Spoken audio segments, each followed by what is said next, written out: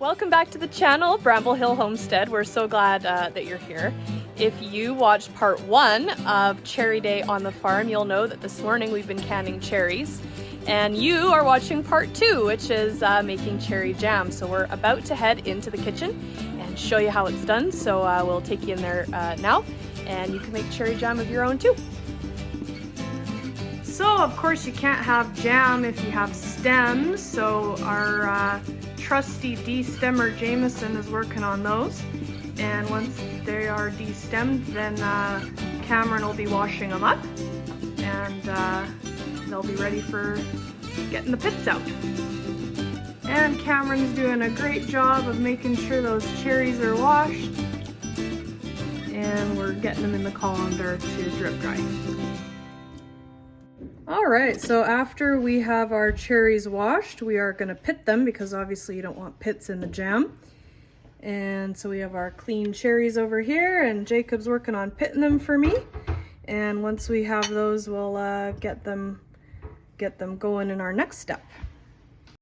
Alright, we are ready to throw our cherries in the food processor. I'm going to throw them in there just to kind of grind them up a little bit. I want cherry chunks in my jam, but I don't want huge honkin' chunks of cherries in my jam. So we're going to whiz them up a little bit. So we're going to start with 3 cup batches. So we're going to, our whole recipe today is going to be centered around 3 cups of processed cherries. So let's throw them in the processor and whiz them up. You guys, my processor broke like a couple years ago, so I have to put my little pokey thing in here for it to work. Isn't that funny? All right, here we go.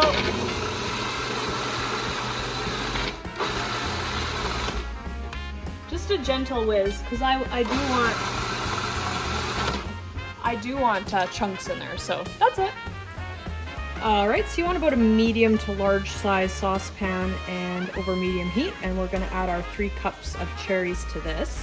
So we have our 3 cups of cherries in there. We're gonna add half a cup of apple juice, like so, and 2 teaspoons of lemon juice, which we have here. 2 teaspoons of that. And at this point, where's my other pectin? Here we go. You want 2 boxes of crystal powdered pectin. And this is the point where you're going to put these in as well. And you're going to bring this to kind of a medium heat. It may get to boiling, that's fine, but you kind of want it on a medium heat. We're going to stir that all together. And once this is warmed up, then we'll add our sugar. All right, so this has come to a gentle boil. So it's time to add 3 cups of sugar. And when it hits a rolling boil again, you're going to keep that going for 2 minutes. All right, first cup of sugar. Second cup of sugar.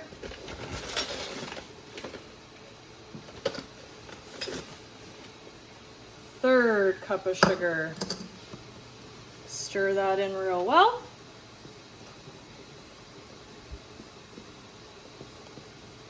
Stir, stir, stir. It takes a while to dissolve this sugar. Anybody who's made jams or jellies knows that. All right, we'll give this a stir, and then we'll bring it to a rolling boil for 2 minutes. Now the thing with this recipe is that you can't double it because it won't set. So unfortunately, you have to always have a few batches going at a time. I'm always gonna have 2 saucepans going, and it's probably gonna take a few goes to complete how much cherry jam I have. So don't double or mess with the recipe because you risk it not setting up. Just a heads up to you. We have a nice rolling boil going now, so we're gonna time for 2 minutes, and then we'll get this into our jars. Into the jars they go.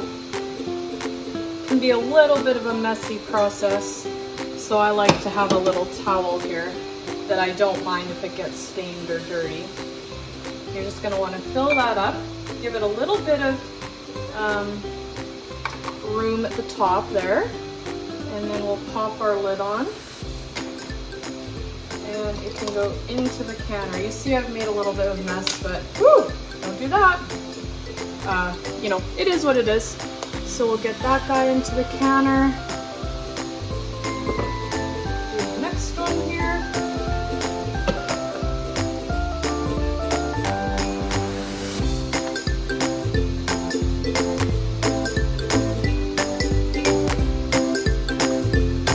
If you want to get a close-up of this jam here, you'll notice that there's a little bit of room for the lid.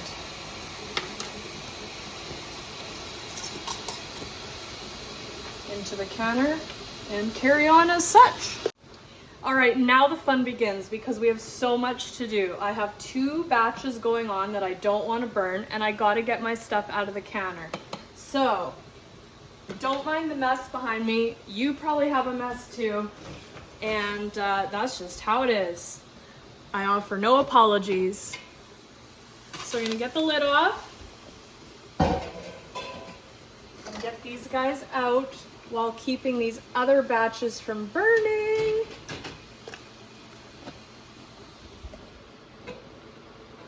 They look good. All right, so 2 jars out. Gonna pause. Give these guys a stir. Don't want them to burn.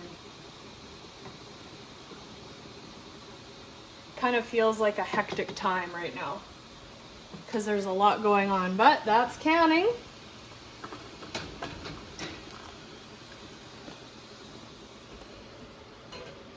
They're a beautiful color, my goodness.